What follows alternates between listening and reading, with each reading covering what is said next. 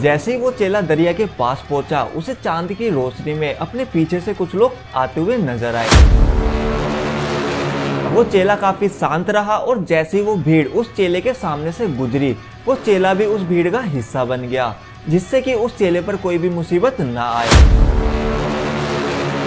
इस सिचुएशन में अगर वो चेला थोड़ी सी भी हड़बड़ी दिखाता तो शायद उसे अपनी जान से हाथ धोना पड़ता। और अगर मैं आपको उस भीड़ के बारे में बताऊं, वो कोई ऐसी वैसी भीड़ नहीं थी, वो भीड़ थी भूतों की बारात।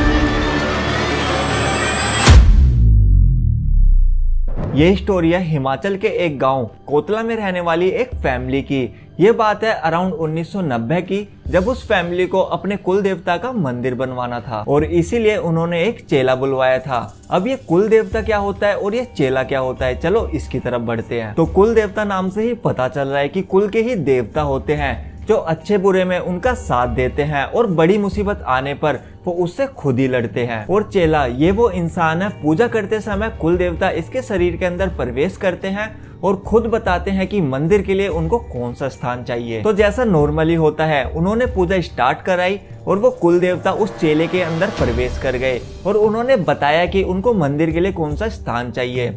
ये सब प्रक्रिया करते हुए उन्हें काफी ज्यादा शाम हो गई थी। तो उस फैमिली ने उस चेले को बोला कि आज काफी टाइम हो गया है, आप एक काम कीजिए, आज रात हमारे घर पर ही रुक जाइए। लेकिन उस चेले को अगली सुबह कहीं और जाना था, कुछ ऐसी ही प्रक्रिया कराने के लिए, तो वो इसलिए यहाँ पर नहीं रुक सकता था और वो गाँव उनसे काफी ज्यादा दूर था। तो उसने रात को ही निकलने का फैसला किया। हालांकि उस टाइम पे बसें काफी ज्यादा कम होती थी, बल्कि ना के बराबर ही होती थी। उस समय के लोग ज्यादा डरते नहीं थे, तो वो रात को ही वहां से निकल लिया। हालांकि उसका रास्ता काफी ज्यादा लंबा था और वो चेला अकेले ही चल रहा था। जहां उसे जाना था वो गांव वहां से बहुत ज्यादा दूर था और चेले को चलते हुए लगभग रात के 1 बज चुके थे। और फिर उसके बाद उस टाइम उसके साथ कुछ ऐसा हुआ, शायद वो जिंदगी में उस चीज को कभी भुला भी नहीं पाएगा। जैसे ही वो चेला दरिया के पास पहुंचा, उसे चांद की रोशनी में अपने पीछे से कुछ लोग आते हुए नजर आए। पहले तो उसे कुछ भी समझ नहीं आया कि ये चल क्या रहा है, लेकिन जैसे जैसे वो लोग चेले के पास आते गए, उन लोगों की भीड़ बढ़ती गई। ये देखकर वो चेला इतना तो समझ गया था कि इसमें कुछ ना कुछ तो गड़बड़ है,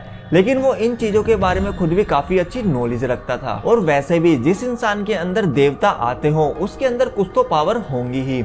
ये देखकर चेला थोड़ा डर तो गया था, लेकिन उसे अपनी एबिलिटी पर पूरा भरोसा था और उसने काफी शांत और सावधानी रखकर सिचुएशन को हैंडल करने का सोचा। वो चेला काफी शांत रहा और जैसे ही वो भीड़ उस चेले के सामने से गुजरी, वो चेला भी उस भीड़ का हिस्सा बन गया, जिससे कि उस चेले पर कोई भी मुसीबत ना आए। और अगर मैं आपको उस भीड़ के बारे में बताऊं, वो कोई ऐसी वैसी भीड़ नहीं थी, वो भीड़ थी भूतों की बारात। तो जो ये भूतों की बारात थी, ये एक नॉर्मल बारात से बिल्कुल अलग थी।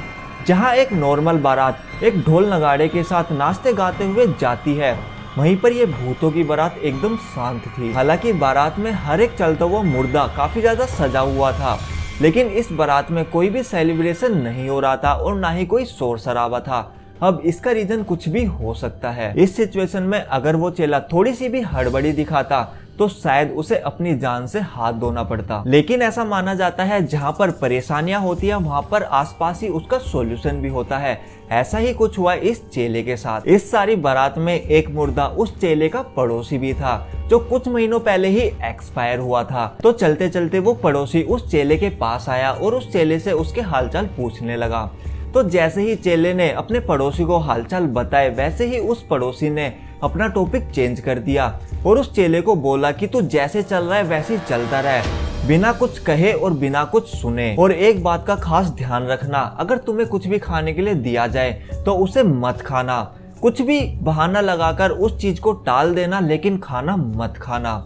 और हाँ, सुबह होने तक हमारे साथ ऐसे ही चलते रहना। सुबह से उस मुर्दे का मतलब था ब्रह्म मुहूर्त, जो कि 3:30 बजे से स्टार्ट होता है। और ये सब बोलकर उसका पड़ोसी आगे चला गया और फिर उसके बाद उस चेले को वो पड़ोसी नहीं दिखा। हो सकता है कि वो कोई अच्छी आत्मा थी जो चेले को बचाना चाहती थी। तो जैसा जैसा उस मुर्दे ने चेले को बोला, चेले ने वैसा वैसा करना शुरू कर दिया और उस बारात के साथ ही चलता रहा। लेकिन जैसे ही रात के 2:30 बजे वो बारात खाने के लिए रुकी। अब ये वही समय था कि चेला उनका दिया हुआ खा भी नहीं सकता था और उनको मना भी नहीं कर सकता था। तो यहाँ पर चेले ने अपना दिमाग यूज किया। जैसे ही उसके सामने खाना आया, उसने अपना थैला आगे किया और सारा खाना अपने थैले में डलवा लिया। हालांकि चेले ने उस समय खाना खाया तो नहीं था, लेकिन उस खाने की खुशबू इतनी ज्यादा अच्छी थी कि वो उसे अट्रैक्ट कर रही थी कि मुझे खा। लेकिन फिर भी चेले ने थोड़ा सा सब्र रखा और उस खाने को हाथ तक नहीं लगाया। तो इसके बाद वो बारात फिर से चलनी शुरू हुई और चेला भी उसके साथ साथ चलना स्टार्ट हो गया। हालांकि ये रात चेले के लिए काफी ज्यादा लंबी थी और काफी ज्यादा भयानक थी। यहाँ पर खतरा इस बात का था कि अगर चेला थोड़ा सा भी हड़बड़ाता तो वो नेगेटिव एनर्जी उस पर भारी हो जाती और उसकी मौत भी हो सकती थी। इस बारात के साथ साथ चलते चलते अब सुबह होनी स्टार्ट हो गई थी और चेला मौका देखते ही उस बारात से अलग हो गया, उसी गांव के रास्ते में जिस गांव में उसे जाना था। जैसे ही वो चेला उस बारात से अलग हुआ, सबसे पहले उसने अपना थैला खोलकर देखा। तो जैसे ही उस चेले ने अपना थैला खोला, उसे अपनी आंखों पर यकीन नहीं हुआ। वो काफी ज्यादा घबरा गया ये चीज देखकर। उसने देखा कि उस थैले में शमशान की राख और कुछ हड्डियां थी। लेकिन उस चेले के साथ जो हुआ सो हुआ। अब वो भयानक रात खत्म हो चुकी थी और वो चेला घर भी जा चुका था। उस रात के बाद उस चेले की तबीयत काफी टाइम तक खराब भी रही।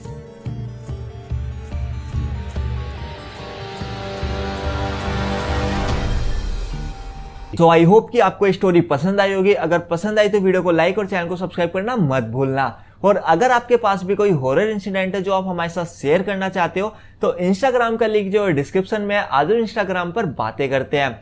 तो अब मिलते हैं अपनी नेक्स्ट वीडियो में। जब तक के लिए बाय बाय, टेक केयर।